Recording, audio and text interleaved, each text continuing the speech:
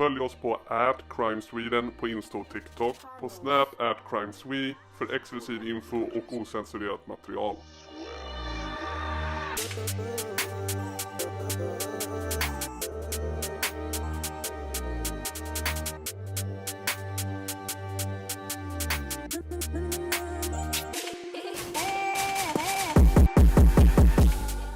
När bossen av Västeråsnätverket Namo Stress döms till 12 års fängelse för synnerligen grovt narkotikabrott och smuggling så stannar det inte där.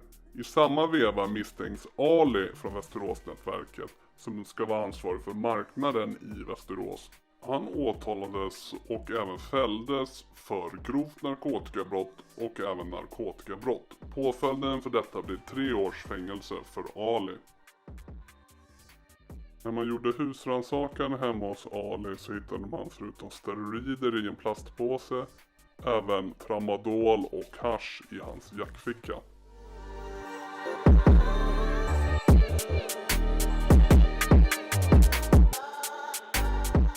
Detta med Ali sker även det 2020 och 2021 kommer nästa smäll mot Västeråsnätverket när Anom och operationen Trojan Shield blir offentlig. Lite bakgrund till det är att Anom är en krypterad kommunikationstjänst som i början 2019 tog frams av FBI inom ramen för operationen som då kallades Trojan Shield. Anom-tjänsten krävde en speciell förkonfiguration av telefoner och möjliggjorde krypterad kommunikation mellan Anom-användare. Systemet var uppbyggt så att FBI kunde dekryptera alla meddelanden och en kopia av alla meddelanden gjordes tillgängliga för FBI via en server i ett tredje land. Användare av Anom-plattformen kunde kommunicera med varandra genom skriftliga meddelanden, röstmeddelanden eller bilder. Varje Anom-konto har haft ett unikt användare-ID. Från våren 2021 fick svensk polis tillgång till informationen från Anom-applikationen. Dock inledningsvis utan rätt att använda informationen i utredningar, vilket de senare fick. Natten till den 7 juni 2021 togs plattformen ned och polis över hela världen gjorde tillslag. Den 17 maj 2021 greps Dennis i anslutning till Vitmålargatan i Västerås. Han bar på en väska som innehöll 1 kilo kokain. Vid spaning i samband med gripandet gjorde polisen även iakttagelser av Debbie. Dennis hade vid gripandet en Anom-telefon på sig. Dennis anhölls och häktades. Vid tillslaget den 7 juni 2021 greps Ardian, Cardo som är Namo Stress lillebror och Hassan. Vid gripandet av Cardo och Hassan påträffades hos var och en av dem en Anom-telefon i bostaden. Ardian, Cardo och Hassan anhölls och häktades. Debbie anhölls samma dag i sin frånvaro, greps den 15 juni 2021 och häktades därefter. Husrannsakan har gjorts i de tilltalades bostäder och på ytterligare platser, vilket har föranlett ett stort antal beslag. Vad är det Cardo och andra kopplade till Västeråsnätverket exakt står åtalade för då? Jo, det är distributörmängder av narkotika som har hanterats. Gärning. Ardian och Cardo har tillsammans och i samförstånd under tiden 14 april 2021 och 7 juni 2021 i Västerås eller från annan plats i riket bedrivit organiserad handel med synnerligen stora mängder narkotika i form av kokain. Cardo har därutöver bedrivit organiserad handel med narkotika i form av tramadol och cannabispreparat.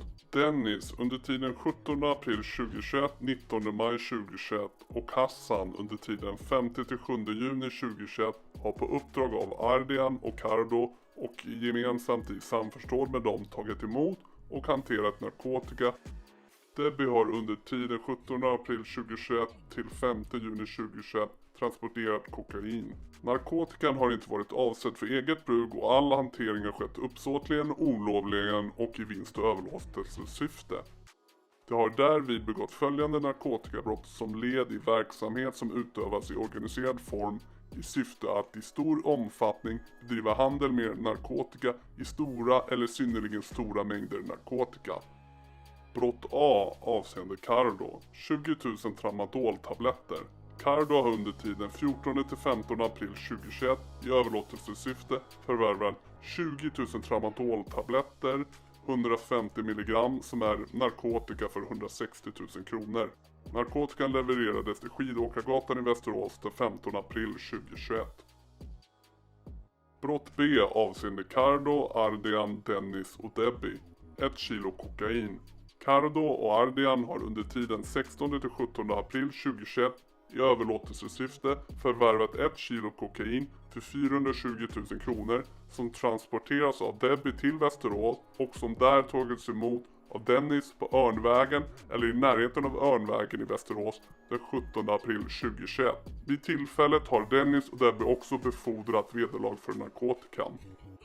Dennis har härefter innehaft, transporterat, förpackat, förvarat och överlåtit kokainet på uppdrag av Ardian och Cardo. Brott C avseende Cardo, Ardian och Dennis. 1 kilo kokain. Ardian och Cardo har under tiden 25 till 26 april 2021 i överlåtelsesyfte förvärvat 1 kilo kokain för 430 000 kronor som tagits emot av Dennis som också befordrat vederlaget den 26 april 2021 på Örnvägen eller på en annan plats i Västerås. Dennis har härefter innehaft, transporterat, förpackat, förvarat och överlåtit kokainet på uppdrag av Ardian och Cardo.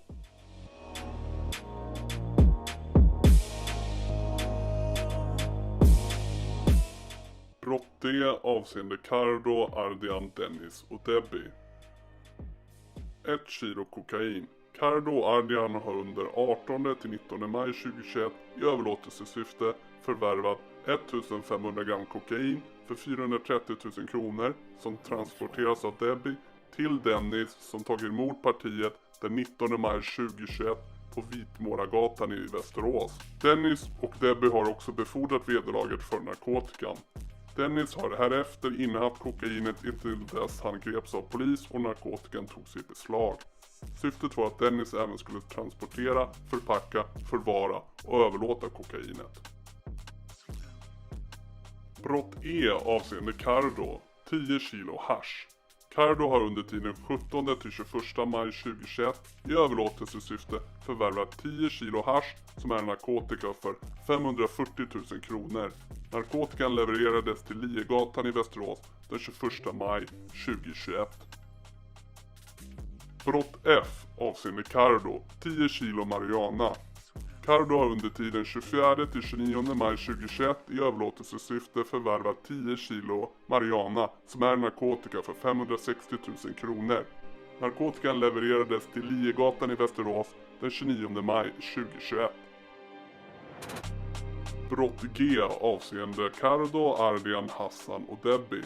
Under tiden 25 maj till 5 juni 2021 har Cardo och Ardian i överlåtelsesyfte förvärvat 2 kilo kokain för 840 000 kronor som transporteras av Debbie till Västerås och som tagits emot av Hassan den 5 juni på Rösgårdsgatan eller i närheten av Rösgårdsgatan i Västerås. Vid tillfället har Hassan och Debbie befordrat vederlag för narkotikan. Hassan har härefter innehaft, transporterat, förpackat, förvarat och överlåtit kokainet. Efter en lång rättegång i Västmanlands tingsrätt så fälldes samtliga nämnda i den här videon. Samtliga åtalade i målet fälldes, men för vilka brott och vad fick de för påföljd? Vi börjar med Debbie. Brott som hon dömdes för var narkotikabrott och grovt narkotikabrott. Hon fick fängelse i 4 år. Dennis, brott som han dömdes för är synnerligen grovt narkotikabrott. Påföljden blev fängelse i 6 år. Hassan, brottet som han dömdes för var grovt narkotikabrott och påföljden blev 5 år. Ardian dömdes för synnerligen grovt narkotikabrott och fick fängelse i 7 år och 6 månader. Sist men inte minst, Cardo, lillebror till Namo Stress, ledaren över Västeråsnätverket, döms för synnerligen grovt narkotikabrott och får en fängelsedom och ett straff på 8 års fängelse. Inom bara något år så har Västeråsnätverket fått hårda smällar emot sig i form av längre fängelsestraff för flera inblandade. Några av de här domarna i tingsrätten sist kan förväntas överklagas till hovrätten. Där vet man aldrig hur det slutar, men vi håller er uppdaterade.